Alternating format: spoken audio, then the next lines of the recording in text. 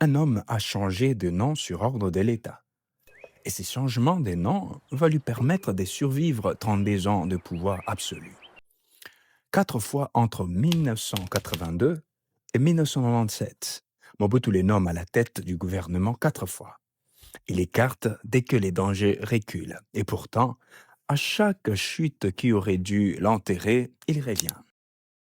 Comment un homme dont l'identité même contredisait tout ce que prêchait le régime est-il devenu à 4 reprises l'ultime recours de Mobutu? Et pourquoi celui qui a passé 12 ans à envoyer d'autres hommes en prison a-t-il fini destitué seul à des milliers de kilomètres de Kinshasa? À la fin de cette vidéo, tu comprendras que Kengo Wadondo n'a jamais servi Mobutu. Il a survécu à côté de lui.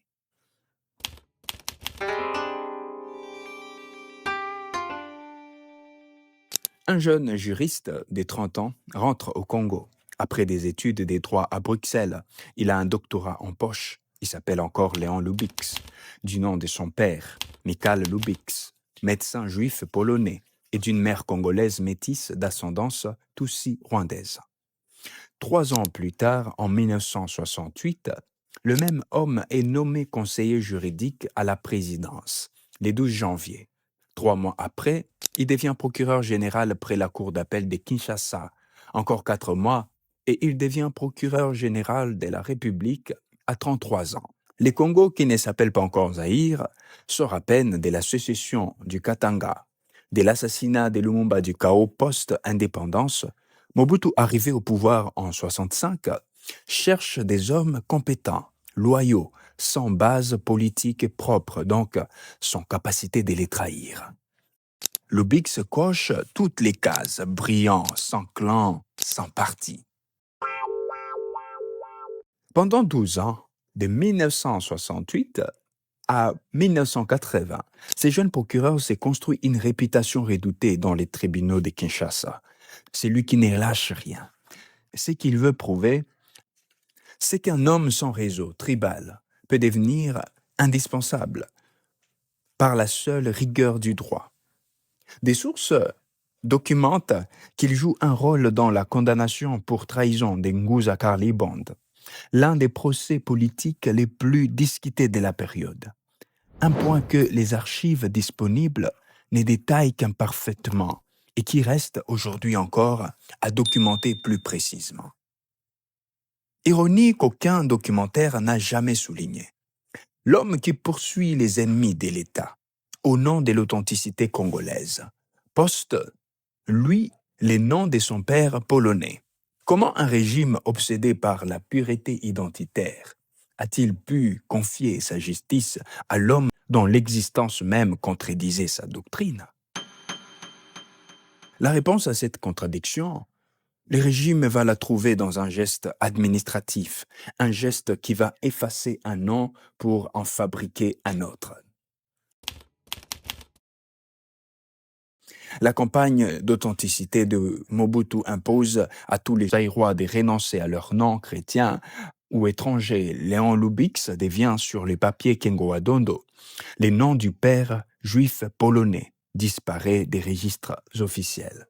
Ce qui reste, c'est un homme désormais habillé du même costume identitaire que tous les pays et prêt structurellement à suivre à n'importe quel régime sous n'importe quel nom qu'on lui donnera. Kinshasa, palais de la Nation en novembre 1982. Kengo Wadondo, c'est désormais son nom officiel depuis 11 ans, est nommé pour la première fois premier commissaire d'État, l'équivalent d'un premier ministre.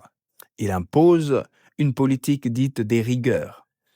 Coupe budgétaire, discipline monétaire, programme négocié avec les FMI et la Banque mondiale. Pendant 4 ans, Kengo tente d'assainir des finances publiques exsangues dans un pays où, selon l'expression consacrée à l'époque, article 15, débrouillez-vous, résume la survie économique de chaque citoyen et de chaque ministre.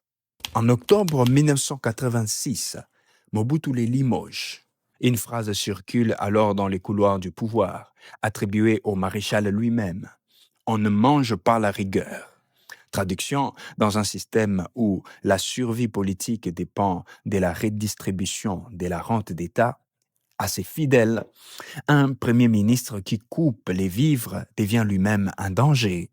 Ce que Kengo découvre à ce moment, c'est que la compétence dans ces systèmes n'est jamais une protection, c'est une fonction qu'on utilise puis qu'on jette.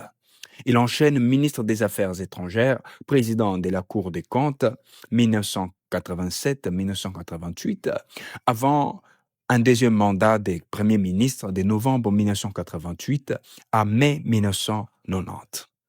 Puis le 24 avril 1990, Mobutu annonce, dans un discours resté célèbre, la fin du parti unique et l'ouverture du multipartisme. Kengo perd ses fonctions peu après, et cette fois, il ne va pas seulement attendre en silence qu'on les rappelle. En avril 1991, ce même homme fonde son propre parti, l'Union des démocrates indépendants, l'UDI, où se retrouvent d'anciens technocrates et dignitaires du régime. Après 20 ans passés à servir Mobutu sans jamais avoir des bases politiques propres, Kengo s'en construit une, précisément au moment où les systèmes commencent à se fissurer.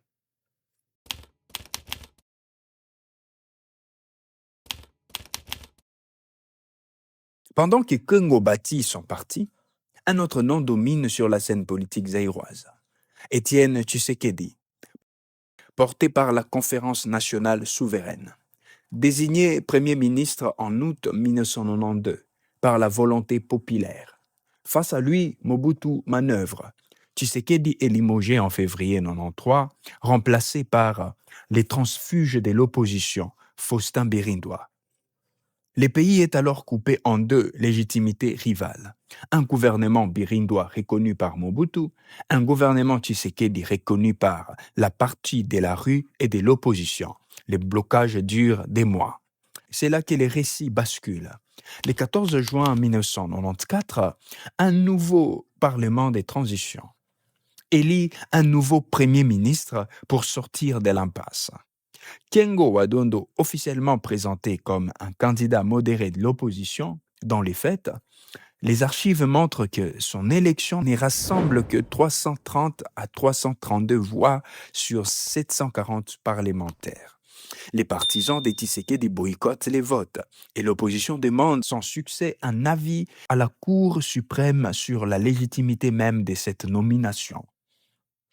L'homme qui 4 ans plus tôt avait pris ses distances avec Mobutu pour fonder son propre parti redevient, sans jamais le revendiquer comme tel, l'instrument qui neutralise les rivales les plus populaires du régime, en lui opposant un autre visage de l'opposition, plus présentable à l'international, plus gérable en interne. Le 14 juillet 1994, il présente son gouvernement. Dès le 5 août, il fait libérer des prisonniers politiques, un geste d'ouverture, pendant que, dans les mêmes temps, aucun représentant de l'opposition radicale ne siège dans son cabinet.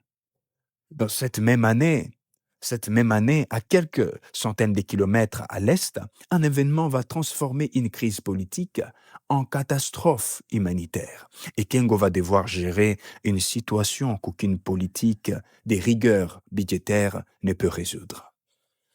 Avril-juillet 1994, les génocides au Rwanda voisin poussent plus d'1 million de réfugiés Hutus à travers la frontière, dans les provinces du Kivu, à l'est du Zaïre. Kengo tente d'organiser leur retour au pays. Une décision impossible à appliquer sans l'appui d'une communauté internationale largement absente. Pendant 2 ans, Kengo gère tant bien que mal la transition, fixe un calendrier électoral qu'il ne parviendra jamais à respecter. En octobre 1996, il suspend les vice-gouverneurs du Sud Kivu, accusés d'avoir déclaré la guerre à la population Banyamulenge.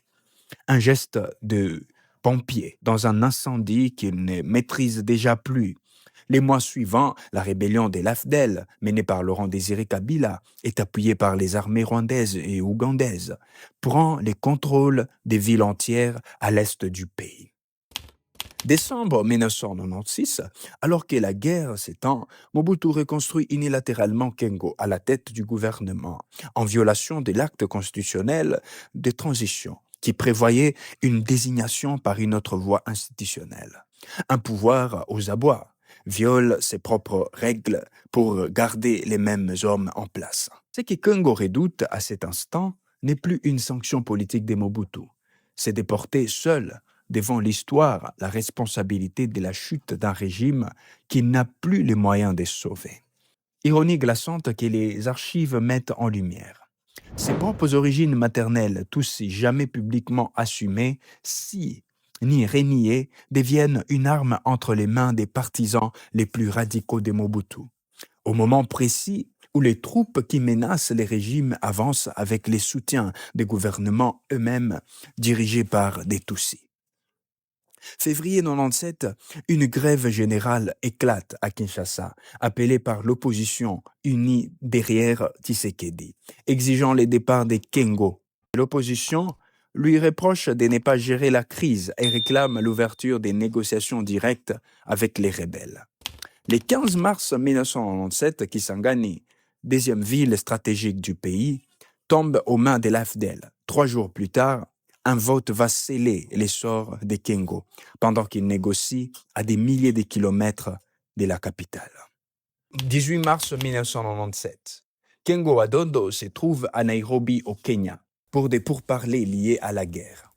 C'est précisément à ce moment que les parlements des transitions votent sa destitution.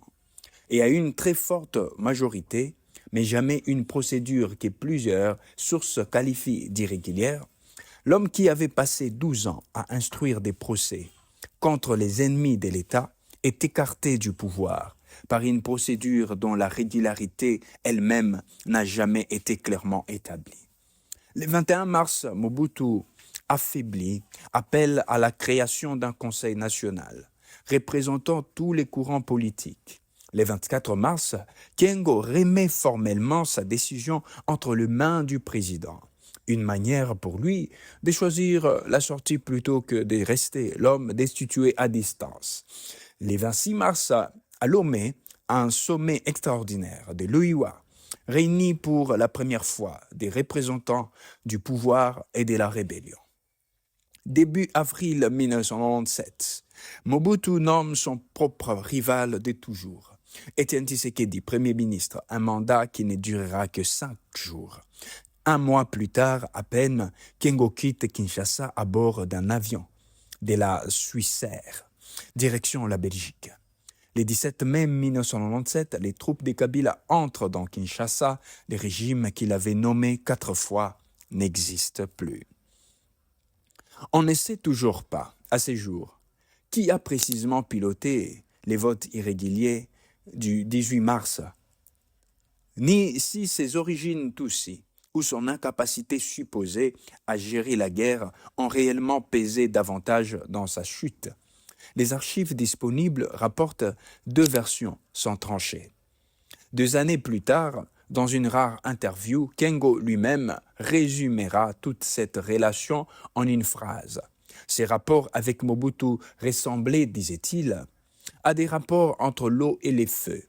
Peut-être est-ce la clé de ces 32 ans, de ces 32 années, un homme que le régime a jugé à chaque crise trop dangereux pour être ignoré, à chaque accalmie trop autonome pour être gardé.